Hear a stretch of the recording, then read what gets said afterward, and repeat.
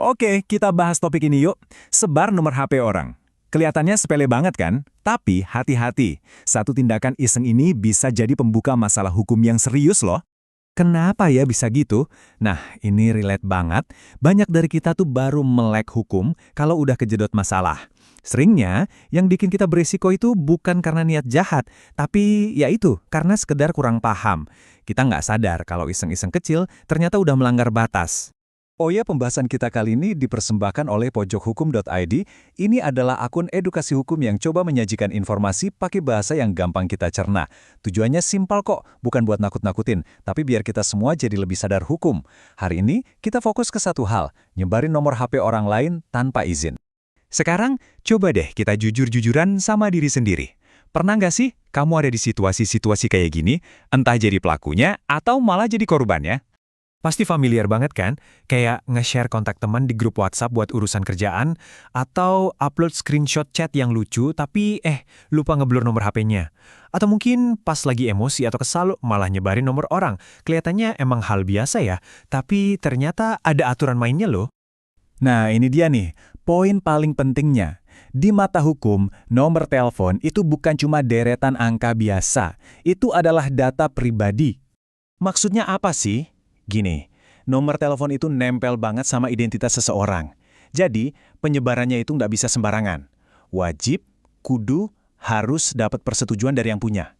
Tanpa izin, kita sama aja kayak ngebuka pintu kerugian buat orang itu. Mulai dari di-spam, kena tipu, sampai pelecehan. Serem kan? Coba kita bedah aturan mainnya lebih dalam.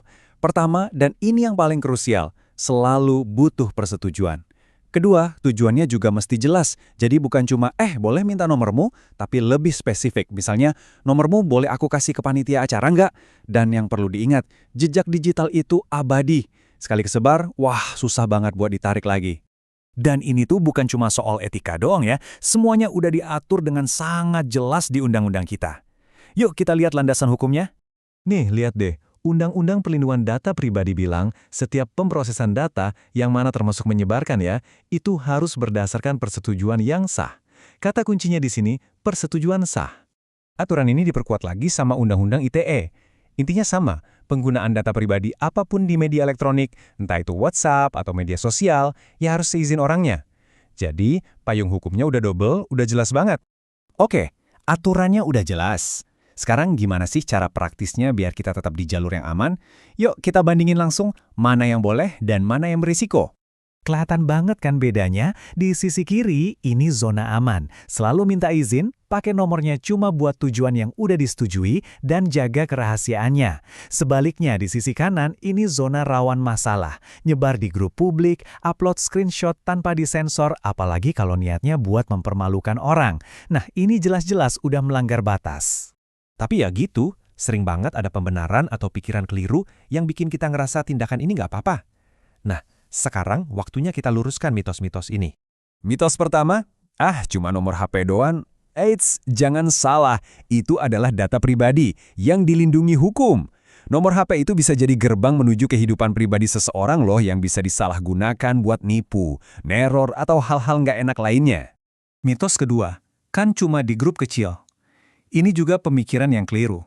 Mau sekecil apapun grupnya, begitu data itu keluar dari kendali kita nggak pernah tahu siapa yang bakal nyimpen dan nyebarin lebih jauh. Aturannya tetap sama, perlu izin. Dan ini dia yang paling sering kita dengar, niatnya kan cuma bercanda.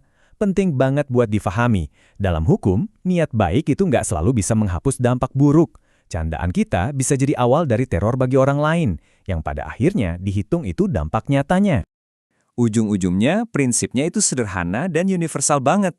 Perlakukan data pribadi orang lain sebagaimana kita pengen data pribadi kita diperlakukan. Ini inti dari empati digital. Penting buat diingat ya teman-teman, pembahasan ini tujuannya untuk edukasi dan meningkatkan kesadaran kita bersama. Ini bukan nasihat hukum untuk kasus yang spesifik ya, soalnya setiap situasi hukum itu punya konteksnya sendiri yang unik. Sebelum kita tutup, aku mau lempar satu pertanyaan nih buat direnungkan. Menurut kamu, kasus penyebaran nomor tanpa izin ini lebih sering terjadi karena faktor emosi sesaat atau karena memang murni ketidaktahuan soal aturannya? Kalau ragu, cek hukumnya dulu.